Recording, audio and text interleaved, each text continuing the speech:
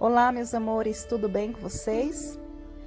O relato deste vídeo é para dar continuidade a um dos vídeos anteriores, onde eu conto a traição no meu casamento, como foi a descoberta. O nome deste vídeo é Meu Testemunho de Traição no Casamento, Depoimento, parte 1 e parte 2. E eu vou deixar o link destes dois testemunhos na descrição desse vídeo, caso vocês queiram dar uma conferida. Neles eu conto como foi essa descoberta, como foram os sentimentos vividos, como tudo se passou. Lembrando que a intenção desses relatos não é expor minha vida, expor a vida do meu ex ou manchar a imagem de ninguém, mas a intenção é contar para vocês o que eu vivi, o que eu senti, o que eu passei, que talvez não precisasse, né, para que quem estiver passando por uma situação parecida ou igual consiga se espelhar nos meus relatos e fazer diferente, porque só mudam as pessoas, só mudam o cenário, mas a história é quase sempre a mesma. Traição dói para todos, uma separação de uma relação dói para todos, principalmente de longos anos, uma relação que você considerava importante. Um divórcio também dói, por isso é interessante para que a gente possa ver relatos de outras pessoas. E eu sei que cada caso é um caso, mas quem sabe alguma história de alguém vivida possa ser semelhante à sua e você evite certos desgastes emocionais, você evite certas atitudes que podem sim ser evitadas, para que você passe por esse processo mais rápido e supere muito melhor uma traição ou o fim do seu relacionamento, caso você esteja vivendo por isso. O divórcio com meu ex-esposo e meu processo de superação, eu confesso que foi bem difícil, demorado. E por quê? As coisas aconteceram muito rápido, desde a descoberta da traição até a minha saída de casa. Como costumamos dizer, foi muito de repente. E eu digo de repente é porque não houve uma preparação para isso, como é o caso de muitos casais que passam ou já passaram por isso. Então essa novidade apareceu assim, bem de supetão. Bom, pelo menos para mim, porque às vezes a outra parte até já está planejando, mas a parte que foi traída, não. Devido ao seu relacionamento estar normal e caminhando muito bem. Não tínhamos uma vida de brigas e discórdias como muitos casais que vivem assim até por anos e que na verdade se aturam e não se separam por variados motivos. No meu caso não. Nós nos dávamos muito bem. No início de tudo, éramos amigos, depois namorados, noivamos e por fim casamos. Tínhamos uma boa relação de cumplicidade, uma relação de parceria. Estávamos montando um negócio juntos, onde eu entrei e mergulhei em seu sonho, o que acredito que foi um erro, porque nenhum e nem outro pode se jogar no sonho do outro e esquecer dos seus. O ideal é que o casal tenha sonhos em comum, mas isso eu digo o ideal, mas nem sempre é assim. Os dois com os mesmos objetivos para lutarem juntos pelo mesmo sonho, olhando juntos na mesma direção, mas não entrar no sonho do outro e esquecer de si. E esse eu acredito que foi o meu maior erro nessa relação. Se ambos não tiverem sonhos em comum, então cada um deverá ter o seu, lutar por ele, mas claro, um tendo apoio do outro e vice-versa, por mais que os sonhos sejam distintos. Então foi difícil entender, porque, como eu disse, não teve uma preparação, um desgaste, um clima pesado de brigas, nada disso. Sendo assim, é como se o tapete estivesse sendo puxado de uma vez só. Aí o baque é maior, onde você fica realmente até anestesiado, em estado de choque, tentando digerir, aquilo que aconteceu. E o baque foi ainda maior quando ele fez algo que me tirou os pés do chão. Ao iniciar essa nova relação, em apenas 2 meses aproximadamente, né, de eu ter saído de casa por descobrir a traição, eles começaram logo em seguida postagem de fotos em redes sociais. E a primeira delas foi a pior que uma pessoa que ainda está muito ferida poderia ter visto. Essa foto, eles estavam se beijando. Esse tipo de exposição sem caráter, sem maturidade e sem escrúpulos. Sem escrúpulos, eu digo porque se manifesta ali uma falta de empatia muito grande por a pessoa não dar tempo ao tempo, né? Esperar amadurecer mais a relação, as poeiras se abaixarem, os ânimos se acalmarem e após isso sim, poder tocar sua vida, assumir a relação publicamente e ter calma para cada coisa se encaixar no seu devido tempo. Sem escrúpulos, porque a pessoa não se importa com a dor do outro, com a família, nem o que vão pensar ou questionar, te expondo a uma situação constrangedora, né? Onde muitas pessoas vinham me perguntar: Nara, o que é isso que eu vi? Fulano está louco. Eu vi uma foto dele assim, desse jeito, daquele, com uma moça. O que está acontecendo com vocês? São um casal tão bonito. Nara, seu marido está numa foto com outra pessoa, eu não estou entendendo nada. E eu não sabia o que responder, porque nem eu estava entendendo aquilo que estava acontecendo. Bem, então eu só respondi assim, simplesmente nos separamos e ele está com essa moça. Mas o espanto das pessoas foi por eles estarem assumindo essa relação em tão pouco tempo, enquanto nos viam semanas atrás bem, fazendo planos e realmente não havia aquele indício de que éramos um casal que não vivia bem. Eu acredito que o que ele queria era mostrar que estava bem, mostrar uma nova relação e o romance que estava indo de vento em polpa, enquanto eu ainda estava perdida, tentando me firmar de pé, me apoiar no chão, pois minha vida mudou completamente, emprego, casa, endereço e estado civil. Mas isso é o que muitas pessoas fazem, infelizmente. Muitas pessoas agem com essa falta de maturidade e responsabilidade afetiva com outra parte que foi traída. Você sofrer uma traição é uma coisa, mas saber que a pessoa já está com outra, expondo a relação em tão curto tempo, aí é outra. Dói ainda mais. Dói mais ver do que saber. E essa facada que você sente no peito é independente de você estar ou não estar com essa pessoa, de você ter se separado ou não, mas pelo fato de ser recente. Essas pessoas não se colocam no lugar do outro, não se importam o mínimo com a ferida que está causando e cutucando, né? Pois a ferida ainda está muito aberta, ainda não houve tempo de cicatrizar, de passar pelo aquele processo de superação e tudo mais. Mas talvez seja para mostrar que está com aquele alguém como está feliz.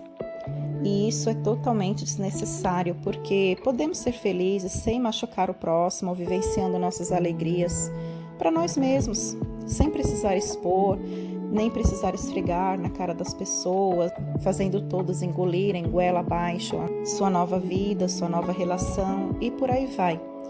Claro que as pessoas têm o direito de viver suas vidas com outro alguém, que temos o direito de fazer nossas escolhas, porque ninguém é de ninguém, mas não precisamos esfregar, um outro alguém na cara da pessoa, porque para tudo na vida, como eu disse, existe um tempo, como também existe o tempo de expor a sua nova relação e a outra parte não precisar sentir, mais do que ela já sentiu, sofrendo uma traição e se separando de alguém que ainda ama. Ainda mais quando foi uma relação muito longa, como no meu caso foram 8 anos. Certo que 8 anos não são 20 nem 30 anos, mas também não são somente 8 meses, Porque quanto menos tempo, é mais fácil de superar, quanto mais tempo, mais difícil. Porque parte daquela pessoa ainda está em você. As energias da pessoa ficam impregnadas em você. Então, é mais fácil quando é menos tempo. Então, quando eu vi aquilo, eu sentei, respirei, minha cabeça pesou. minha vista turvou. E então eu senti a mesma sensação da última conversa, quando nós tivemos, onde ele me contou que sim, foi super sincero, que estava mesmo com essa moça, que estava gostando dela sim, e viveria esse romance. E ali foi digamos que o pontapé que eu precisava para seguir em frente. Tentar esquecer, olhar em frente, e porque sim, em algum momento ainda passou até em minha cabeça de lutar pelo nosso casamento, de resgatar nossa relação, de lutar por ele, mas logo em seguida eu voltei à realidade e pensei, não, como se eu estivesse ouvindo uma voz que me dizia, peraí, ele fez sua escolha, não há nada que você possa fazer, não se humilhe, não vá atrás, não faça isso, ele que errou. Foi ele que te traiu. Se alguém aqui teria que tentar resgatar esse casamento, seria ele, não você. Então essa voz em minha mente vinha e eu continuei seguindo em frente. Fui morar com minha mãe e me apoiei lá por alguns meses. E nisso ainda continuaram os questionamentos das pessoas. Queriam saber o que estava acontecendo, por que nos separamos, porque aos olhos das pessoas nós vivíamos bem. E realmente vivíamos, né? Nos dávamos bem. Não existiam brigas nem discussões, né? Até o momento que eu fiquei sabendo das suas infidelidades. Aí sim, começaram algumas discussões, por isso, e em seguida já nos separamos. Foi tudo muito rápido, não houve tempo de empurrar com a barriga, como muitos casais fazem, não houve tempo de salvar a relação. Então eu saí de casa com toda aquela dor no peito. Meu sogro queria muito que eu voltasse, porque apesar de morarmos na mesma casa, ele me dizia que aquela era minha casa e que eu não deveria sair. Então ele foi um apoio muito forte para mim e ele realmente foi um pai. Eu tenho grande gratidão a ele por isso até hoje. Mas eu não podia voltar a morar lá porque a casa, o terreno era da família dele, morávamos na parte de cima. E eu não podia voltar porque, não só por isso, mas também pela traição. Então eu vi que aquele que eu vivi bem por tantos anos não me respeitaria mais. Ele até poderia terminar a relação com essa moça, mas seria questão de tempo para novamente ele colocar o olho em outra pessoa e fazer tudo de novo. Porque infelizmente existem pessoas que a infidelidade está em suas veias, está em seu corpo, em sua mente, em seu caráter, em seu aprendizado. Porque sim, essas coisas vêm de família, vêm de princípios familiares, né? Não houve desgaste na relação para que eu fosse traída. Então, essas pessoas que não valorizam a fidelidade, não precisa de um desgaste, né? Como não foi nosso caso, para que você seja traída, não. Não foi porque eu tenha talvez perdido o brilho depois de um longo período de convivência. Ele já me traía desde a época de namoro, desde a época que ele ainda era apaixonado e tudo mais. E eu nem tanto, porque de fato eu não era apaixonada por ele. Nos primeiros anos eu sinto que foi ao contrário. Ele tinha mais sentimentos por mim do que eu por ele. Eu gostava, achava interessante, charmoso, achava bonito, mas paixão mesmo foi depois. Posso dizer aí que até uns 3, 4 anos de relação era assim. Mas eu acredito que eu não passei por essa fase de paixão, de frio na barriga, de preocupação, porque a paixão ela gera sofrimento, ela gera ciúmes, medo da perca. E eu não tinha nada disso, não sei bem ao certo. Tanto que até uns 3 anos de namoro eu via assim a relação. Se acabasse, acabou. Eu não via problema algum.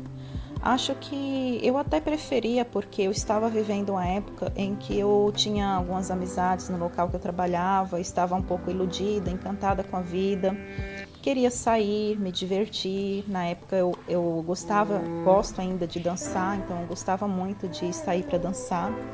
mas nunca traí, nunca saía na intenção de olhar para ninguém, para outra pessoa ou corresponder qualquer coisa. Eu sabia que era comprometida e desde muito nova eu nunca tive instinto de trair ou vi a menor graça nisso. Como eu disse, isso vem de princípios familiares. Acredito que eu vivi muito presa até os meus 18 anos e quando eu comecei a descobrir o mundo foi quando eu o conheci.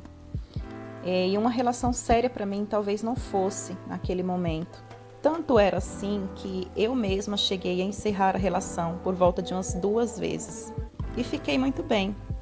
Mas logo depois a gente acabou voltando e decidimos nos casar. Porque esse era um objetivo dele, né? Desde o início. E fui analisando isso aos poucos. Eu estava em uma fase onde eu trabalhava, estudava, na época eu fazia faculdade, eu não tinha o menor pensamento em me casar, né? Muito pelo contrário, o que eu queria era trabalhar, estudar, me formar, primeiro ser alguém na vida, ser bem-sucedida profissionalmente e depois sim, casar, ter filhos, formar uma família. Eu acredito que esse desejo começou a surgir a partir dos meus 30 anos, ou melhor, com ele começou a surgir quando eu comecei a amar. Porque sim, houve um momento em que as coisas mudaram, né? E o meu sentimento também foi se transformando. Então, existem relações que você passa por a fase da paixão, que é o normal, principalmente no início. Mas no meu caso, não existiu para mim momentos de paixão, como é 90% dos casais. A relação ela foi iniciada e continuada, porque eu fiquei afim, gostei e deixei rolar. Mas quando o sentimento se transformou, aí sim, eu acredito que foi amor. Mas já passou, já superei, já foi. Hoje não tenho mais interesse, porém não é porque eu não o ame mais, que eu não desejo o bem, que ele esteja bem, que alcance a felicidade, que se aplume na vida, que inclusive ele esteja bem com outro alguém também. Aí vocês podem me perguntar, mas Nara, quando é amor verdadeiro, não é para sempre? Bom, poderia relatar isso aqui, mas eu não vou falar por aqui porque esse assunto é muito profundo e seria tema para um próximo vídeo. Mas o que eu posso dizer é que eu descobri que era amor porque eu aprendi a aceitar seus defeitos, com suas imperfeições, com suas manias esquisitas. Isso é amor, quando você passa a ver um pouco mais de qualidade na frente dos defeitos. Quando você não critica, não ama menos a pessoa por seus defeitos. Foi aí onde eu comecei a fazer o papel de mãe, que é um erro também de qualquer mulher dentro de uma relação. Cuidar ao ponto de se transformar em uma mãe e deixar de ser mulher para aquele marido. Mas esse também será um tema para um próximo vídeo, porque nesse eu vou ficando por aqui para não estendermos muito. E nos próximos vídeos eu pretendo contar um pouco mais para vocês como foi o meu processo de superação. Quando eu comecei a realmente aceitar, entender que acabou, entender que essa pessoa pode ter entrado em minha vida por um propósito maior e que foi bom enquanto durou, me deixou o aprendizado, me deixou a experiência, me deixou mais amadurecimento e que eu acredito que é assim que a gente deve ver as pessoas que passam em nossa vida e os relacionamentos que se passam também e aprender a ressignificar as coisas, olhar a vida com outro ângulo e aprender a tirar coisas boas de uma dor que foi causada, de um baque da vida, de uma experiência ruim que você tenha passado. Por isso eu digo, por experiência própria, você, mulher, não se torne mãe do seu marido. Ame, cuide, mas não o proteja a ponto de fazer o papel de mãe, esquecendo que seu papel é o de esposa.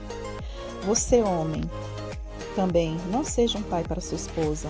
Mulheres querem maridos que passem segurança, que a proteja, mas não que façam o papel de pai. E homens também querem uma esposa e não uma mãe. E para finalizar, Ame, mas não esqueça de você. Ame, mas não torne essa pessoa o sol da sua vida. Ame, mas não passe a mão na cabeça aceitando erros inaceitáveis em nome do amor. Ame, mas se ame mais. Como? Não se desvalorizando, se desrespeitando, em aceitar maus tratos e infidelidades. Uma relação é uma estrada de mão dupla. Não deve haver mais doação de uma parte e da outra menos, ou quase nada. Deve haver reciprocidade, onde você ama e outra pessoa ama de volta. Você dá carinho, mas também recebe. Você se doa, mas recebe doação de volta. Porque se for para não ser assim, então você estará só nessa relação e não haverá mais sentido de continuar.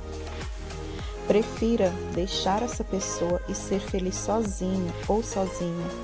Vai doer, mas depois passa. E logo você estará pronto para abrir espaço para um outro alguém, onde poderá oferecer o que não estava recebendo da sua atual relação. Nunca deixe de se amar. Se priorize e não aceite menos do que aquilo que você merece. E se você não é inscrito no canal, se inscreva, ative o sininho para que você receba o aviso dos novos vídeos. Curta também se você gostou, deixe um comentário. Quando vocês deixam comentários ou curtem, o YouTube entende que aquele vídeo é bom e vai recomendando para mais pessoas, principalmente para pessoas que precisam ouvir esses relatos, se fortalecer e tirar algum proveito, tirar algo bom para uma possível superação de vida. Um grande beijo e até a próxima!